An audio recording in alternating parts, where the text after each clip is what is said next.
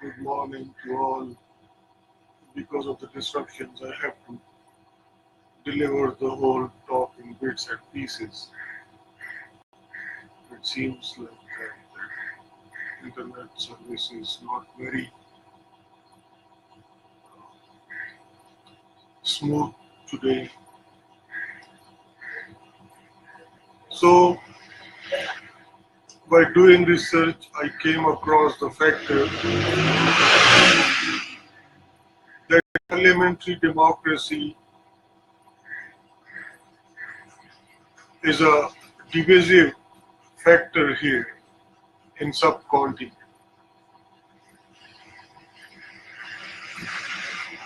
Being a British colony prior to 1947, parliamentary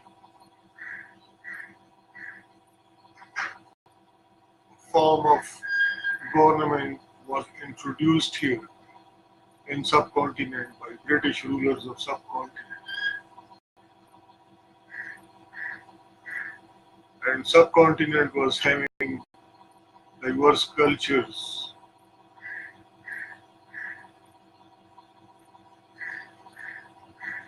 and was political system ultimately was dominated by Hindu majority under British rule. The experience with democracy is like this. And as you know that British parliamentary democracy means absolute majority rule. So once you are having a large geographical size and diverse cultures in your country, then absolute majority rule means tyranny of majority. Because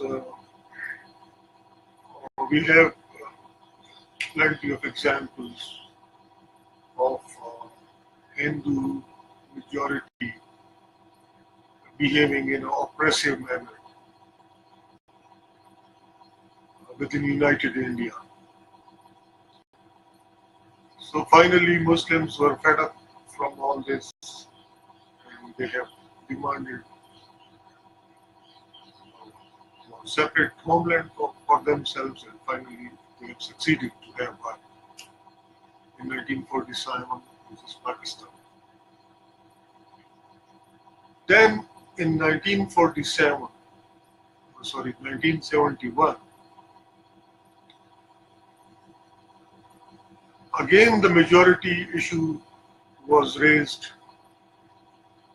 People of West Pakistan were not in a mood to accept the majority rule of East Pakistanis. So Pakistan was dismembered, and now we have another state of Bangladesh on world map.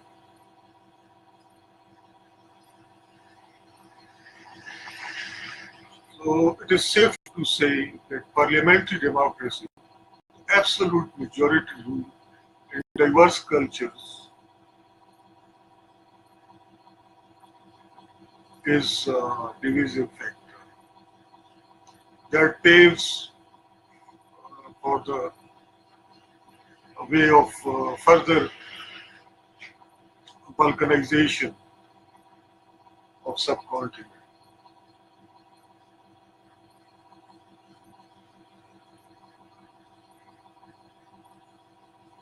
So we have now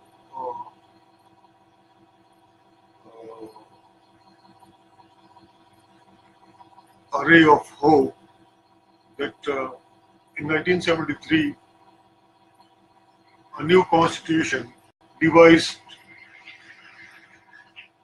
for Pakistan and accepted by all uh,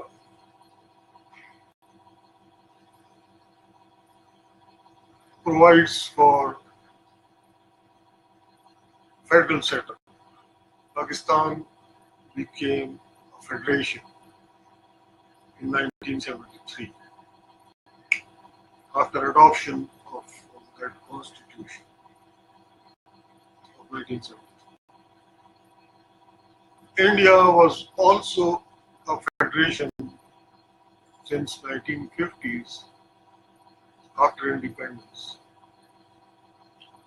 because their constituent assembly was efficient enough to make a constitution having parliamentary form of government in federation. So the American political setup, federal spirit was infused in parliamentary democracy.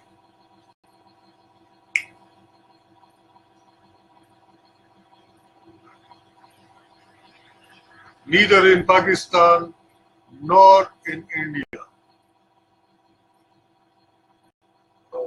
that federal spirit is capable of keeping people together, of different cultures and religions.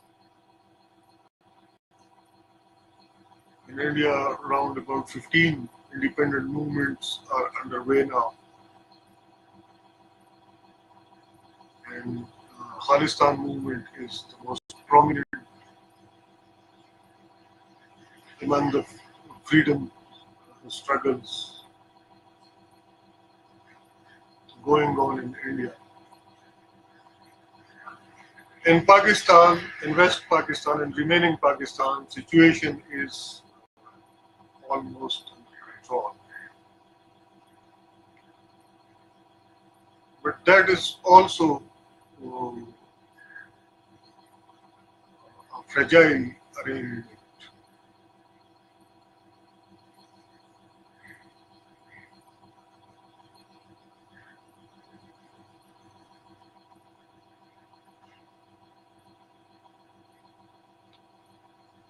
If we can opt for full-fledged federation,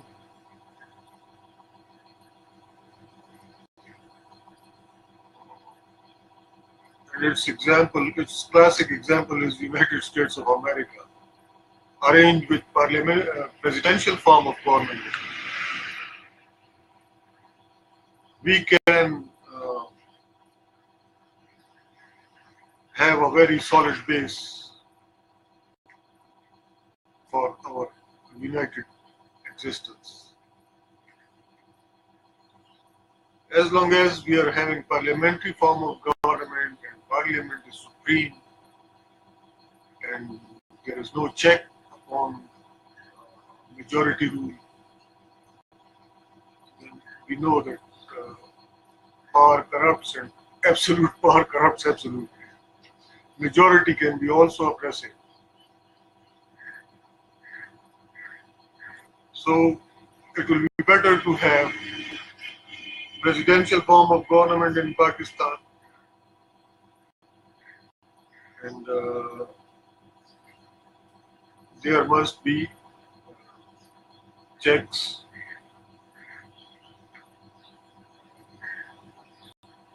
and balances as are there in US Federation, where the executive orders of president can be checked by the US Supreme Court and can be declared null and void if those orders are not compatible with the spirit of the Constitution.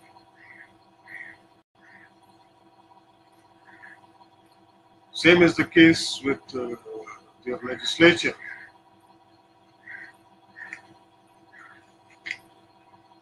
If US Congress, the federal legislature is known as Congress, if their laws are not compatible with the spirit of the Constitution, those laws can also be declared null and void by the US Supreme Court. So that federal spirit to save the people from tyranny and oppression of all sorts is there. That's why they are united. They are so developed, and they have uh, they have a sense. They have developed that sense that constitution is supreme law of the land. In every large country like Pakistan and United States, uh,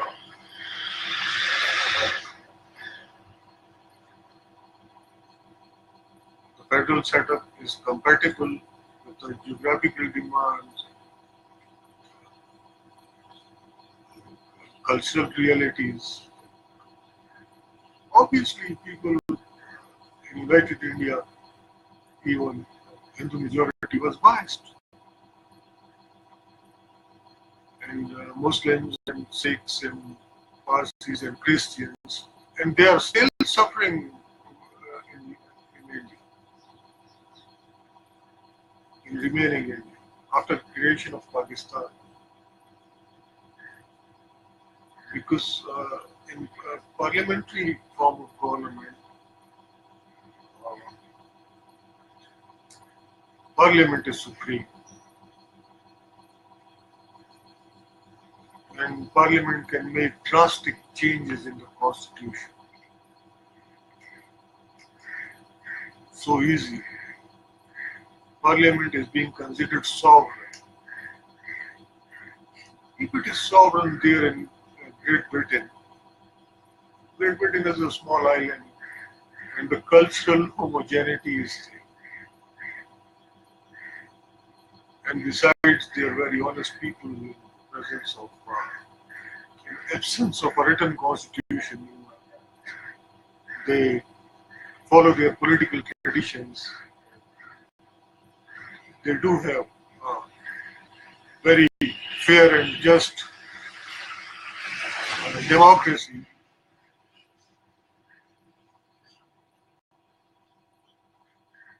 In absence of any checks on parliament, on any, there are no checks on parliamentary majority. They can make any law. And then they are having unitary system, which is compatible with the spirit of parliamentary democracy. They do have only one parliament in the center. And all other regions of Great Britain, they are being considered as one unit. They don't have their own independent parliaments. That is a small island. Don't need all this, and their version of democracy is the original version created by them, evolved there in the process of time. And here we have to take some artificial measures to move ahead with the agenda of having a just and fair system within Pakistan and within India. So I don't know how many people are getting my point. I had repeated this again and again, and whenever I'm being prompted by these activists, I do repeat the same answer.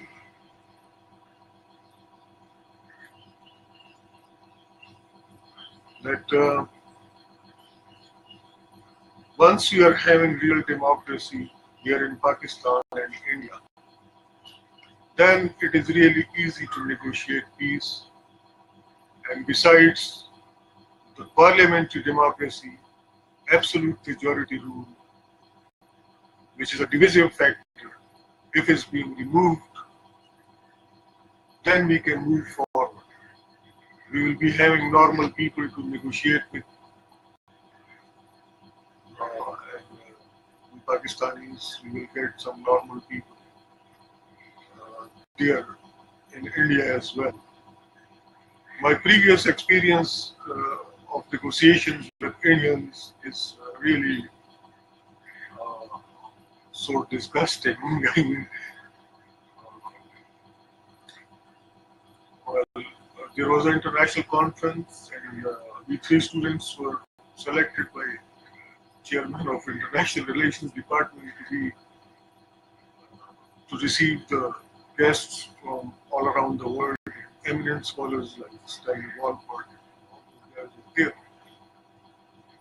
Madam Manaz Isfahani, Dr. Manaz Isfahani was there. From India, their top man, their top scholar was Air Vice Marshal Jasjit Singh.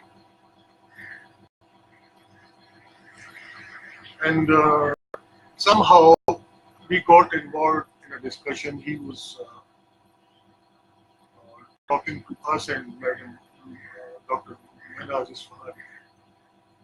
And then he suddenly turns, when he was, I was also giving some logics during discussion. And he was not logical at all. And finally, Air Vice Marshal Jasjit Singh, he is an elder of subcontinent, we all respect him.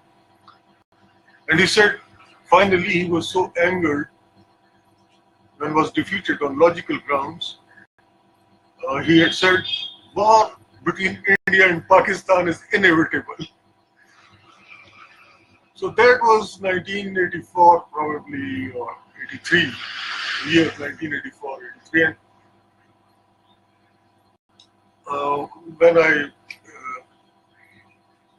And when I was consulted finally by the elders, and I told them that they don't accept any logic. They don't know they're drunk with power. And once they're defeated on logical grounds, they talk war. And how we will negotiate anything with them? We have to take corrective measures in India as well, but we have to stay prepared for any sort of war. And then the focus was nuclear program and everything. The government was also involved in arms race, because when the aggressor, Indians, they had with their fascist mindset twice in 1965, 5 and 71, they had crossed that international border. They had attacked us, they were repulsed and were defeated on Eastern Front, both in 1965 and 1970. But still that danger is there. And so we stay prepared for war and we talk peace. And I by myself, by doing research and upon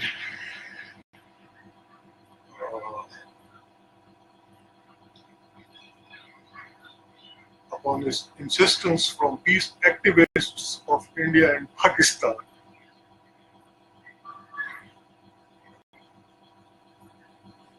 I had spared some time for research how to promote peace here. So my findings are that if we are having federations equipped with true democracy, political parties which are having democracy within the political setup of these political organizations, then it is possible, because in democracy, in true democracy, in real democracy, we all can develop ourselves fully. And normal beings, then they talk in terms of logic. And even if they are defeated at logical grounds, then they accept the logic of their opponents.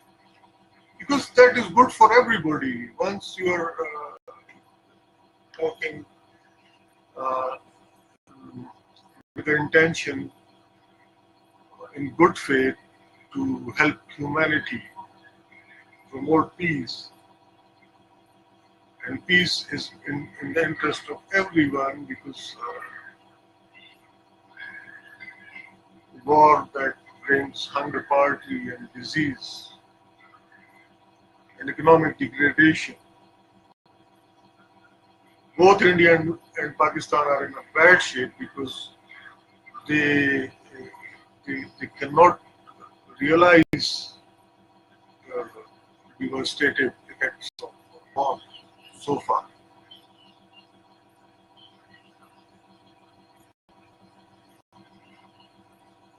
Quality leadership is lacking here. And then we all must be very clear in mind, as yesterday, that a disqualified Prime Minister has confessed that he is guilty of not working for the creation of welfare state. Definitely give a big boost to economy as well. And he was also of the view that while abstaining from reforming justice system, he has created problem for himself as well.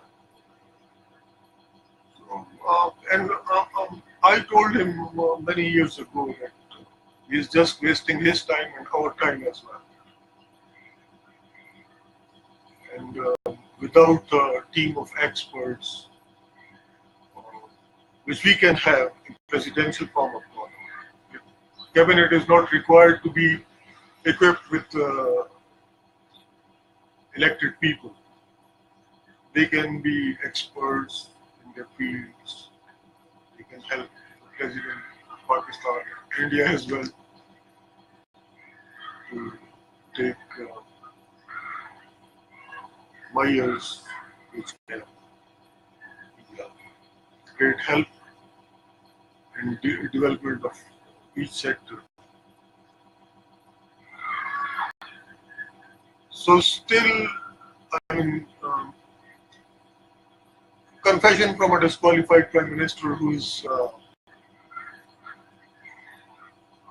involved in corruption, whose finance minister is sort of proclaimed offender now, is wanted by the Mayor Court here, and he is somewhere in London, hiding himself in hospital.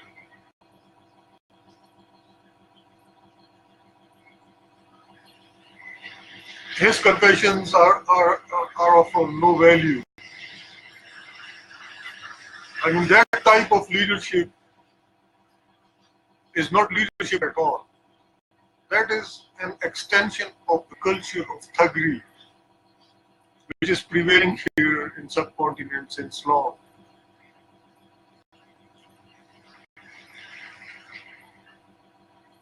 But somehow, my friends, they say that it is a success of all of us, that at least he has realized that, but he will realize it more when he will be sued by the people for wasting their time, for wasting their energies, for doing corruption. And already he is facing cases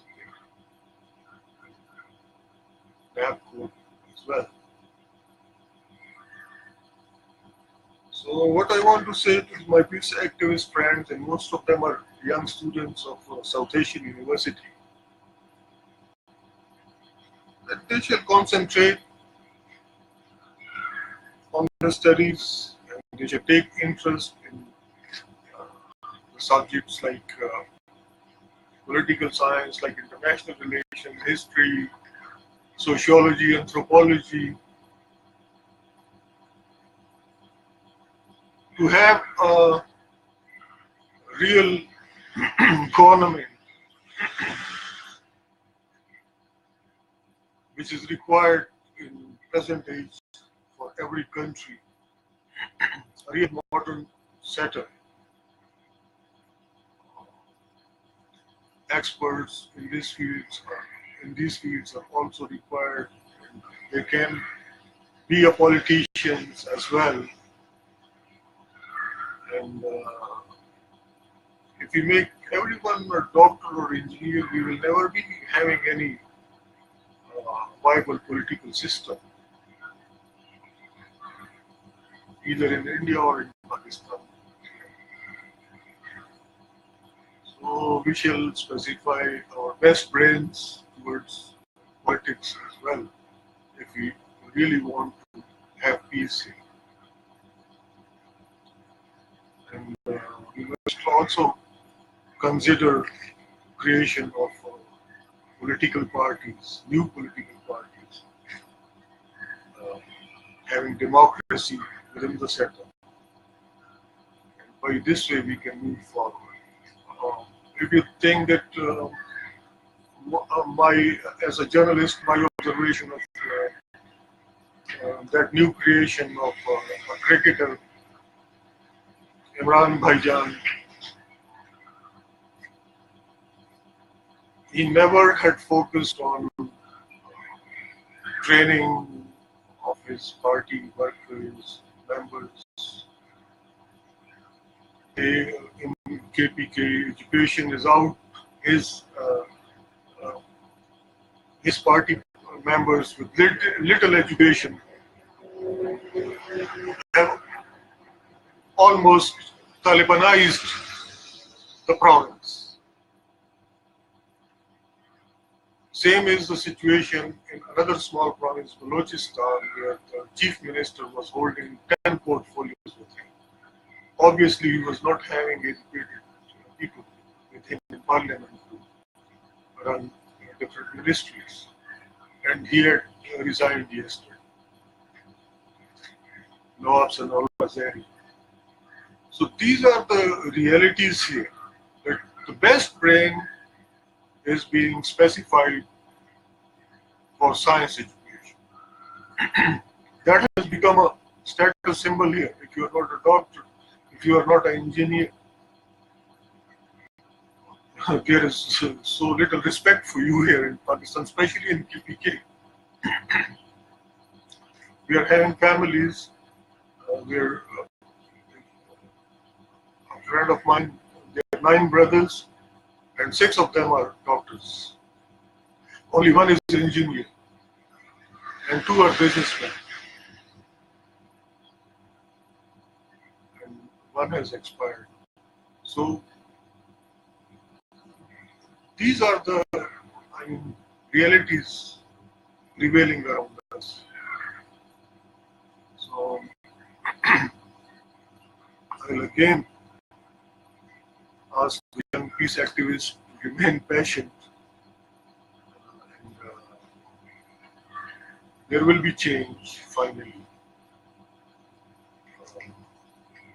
A lasting change for better.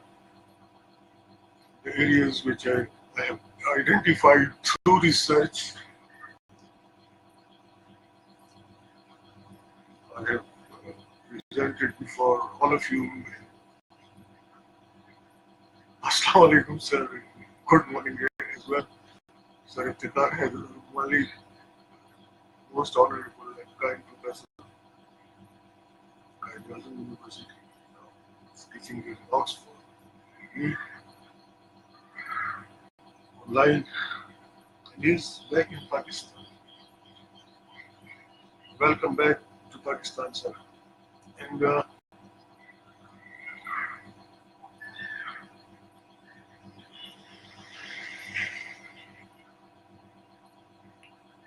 the trend pushing everyone towards science education here is so great that mostly, even here in local body elections, we had an engineer mayor of Kohat. Now we are having an engineer prime minister of Pakistan. But engineering and politics both are altogether different disciplines. In politics, you have to uh, identify the different interest groups, and then you have to bring them on one platform, and by this way you can move forward. And engineers, whenever they come, they opt for development work, road construction, bridge construction, dams, and all that. Now, those are also important. These are also important developments. Actual development is when you can focus betterment of your people. If you can save their lives, if you can provide them better economy, a welfare state, then you can have a better economic base to move ahead with your development plans of roads and bridges and everything else. So we have to create this sense in everyone who is interested in politics here in subcontinent, in India and Pakistan, because even the leaders, they go mad because people, they don't have a viable economic system,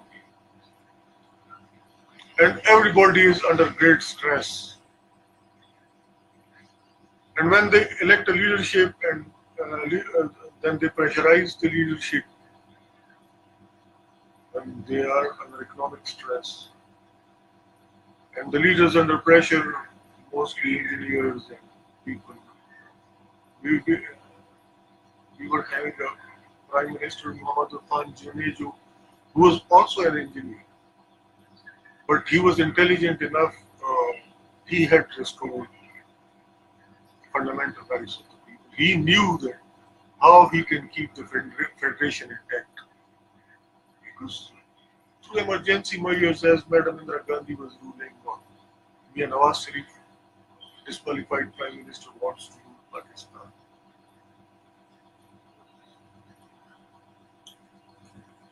Obviously, when you deprive the people from their rights, then they finally become dissatisfied with the state and they opt for disintegration sometimes.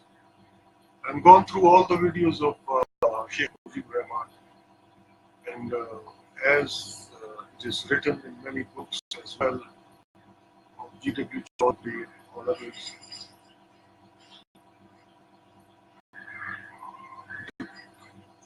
political consciousness, awareness was great there in East Pakistan. And even addressing a press conference in London, Sheikh Mujib was asking for right of life for his people. Obviously, when you become Prime Minister Modi, and with the backing of RSS, start running after Deepika. That poor girl is a film actress. And obviously, you guys are after her life. In the largest claimed democracy of the world, India, Deepika has no right of life. She is hiding herself in a Muslim's home. He's a film actor,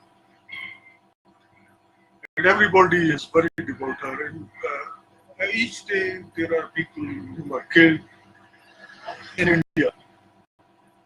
People that do not have right of life in true sense of the word. 94,000 people are killed in Kashmir, Indian held Kashmir, during the last 7 years or so.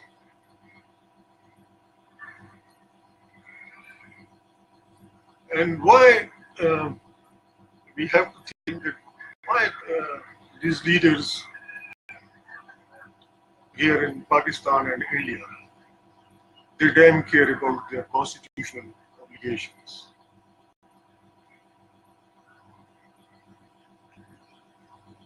you better go into educational background of Prime Minister Modi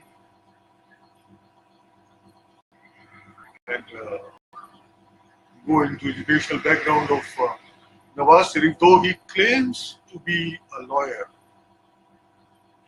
and he says that he has got a degree in law, but I don't know. Maybe he was depending on his memory by passing his law subjects. Because if his concept regarding constitutional obligations of him would have been clear, that would have been reflected from his attitude, which is not there. And what to say about Modi? He was involved in tea business and all that. Well, as human being, he's also respectable for all of us. But when it comes to the lives of the millions of people of subcontinent, and these lives are at stake since long, then we have to be a bit swift in coming up with remedies. I don't know whether Indian Supreme Court will ever take notice of growing human rights violations in Kashmir, in Haryana, area of India, from where the reports are coming that he has taken over the land from farmers and he's not giving them royalty return. And 29,000 farmers so far have committed suicide during his rule. And India is a federation. And US Supreme Court, Indian Supreme Court can also exercise power of judicial review and can make the Prime Minister accountable for all of these omissions and commissions.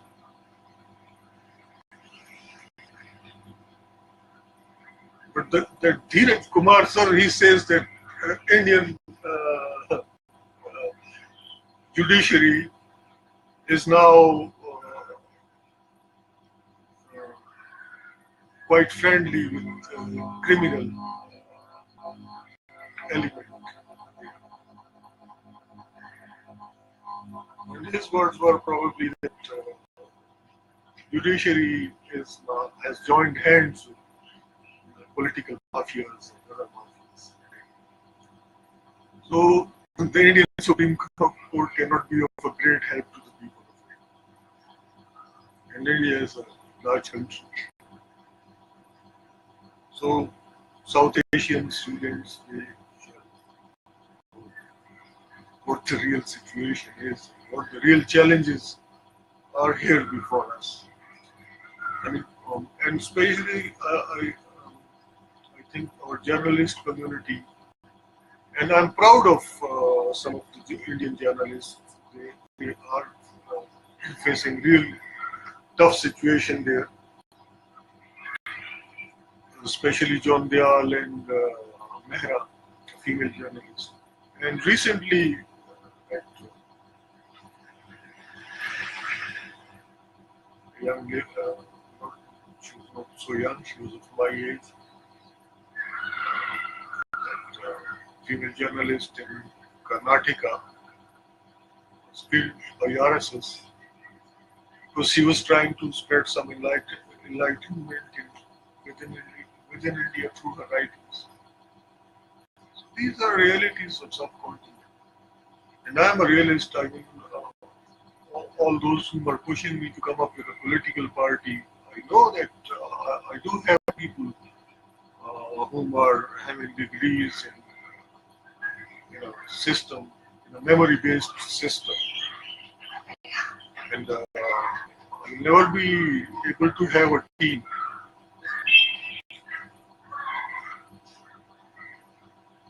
in Pakistan which can help to promote real democracy. Maybe if there is a miracle and there is a realization here at large scale that politics is also an important business and to keep our country intact, we must take interest in politics as well. And if there is some initiative, I will welcome it. Now, coming towards the point that a peace activist is missing in Lahore. He was of Pakistani origin. And all his fellow peace activists are so hurt and they are really in bad shape, shouting slogans out on the streets. Most of the peace activists are females. So I request to the Punjab government that whenever they are out on streets, the ladies police of Punjab should protect them. And if Pakistan, as ordered by the Supreme Court of Pakistan, all the intelligence agencies, police department, if they can succeed to find out peace activists. His name is Raza Khan. That will be a great favor. What else I can do? I know that chanting slogans and we don't have real democracy. Coming out on streets or going for sit-ins, these are useless activities.